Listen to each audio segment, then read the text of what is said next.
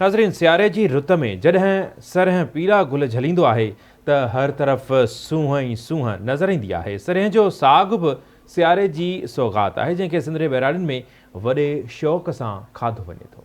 सूंह बख़्शींदड़ सरह जी ख़ूबसूरती बाबति ॾिसूं था सांगड़ मां एडी कुंभर जी हे रिपोर्ट। जॾहिं सरह पीला गुल झलींदो आहे त धरती ॾांहुं नज़र फेराईंदो त हर तरफ़ सूंह ई सूंह नज़र ईंदी आहे। हालिया ॿोॾि सबबि जिते हर तरफ़ पाणी ई पाणी हो, अॼु कुदरत जे कमाल सां साई चादर ढकियल आहे।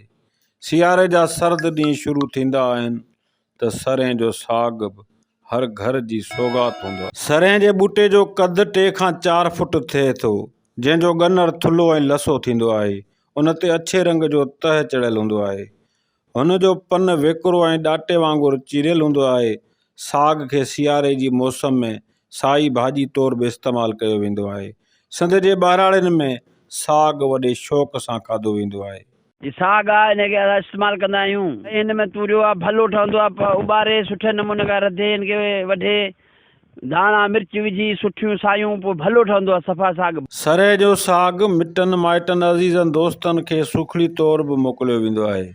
सरह जो तेल पिणु काराइतो थिए थो। सरह जो फसल आहे, असां जेको सो जेॾी महिल शुरू खां ई तयारु थींदो आहे त ही पोइ थोरा घणा पन कढंदो आहे। पन कढी जेॾी महिल थोरा वॾा हुनजा पन थींदा आहिनि, असां हिनखे साग में इस्तेमालु कंदा आहियूं। साग जेको भाॼी थींदी आहे असां उन में इस्तेमालु कंदा आहियूं। वॾे शौक़ सां जेको सो ही सियारे में जेको सो इस्तेमालु कयो वेंदो आहे। ऐं हिन जा तमामु ॿिया बि कई फ़ाइदा आहिनि। जेॾी महिल ही तयारु थींदो आहे तक़रीबन असां हिनखे 10 महीने में पोखींदा आहियूं। ठीकु आहे न, 10 महीने में असां पोखींदा आहियूं त तक़रीबन 3 महीननि में ही फसल तयारु थी वेंदो आहे। तयारु थींदो आहे जेॾी महिल त हिन मां पोइ तेल वग़ैरह आहे या छा, उहो बि हिन मां जेको निकिरंदो आहे। ऐं ॿियो जो ही जेका सियारे जी जेको सो ही सौगात आहे, असां ख़ासि करे जेको सो ॿाहिरि जा जेके दोस्त हूंदा आहिनि, ख़ासि करे गिफ्ट करे असां उन्हनि ॾे बि असां मोकिलींदा आहियूं।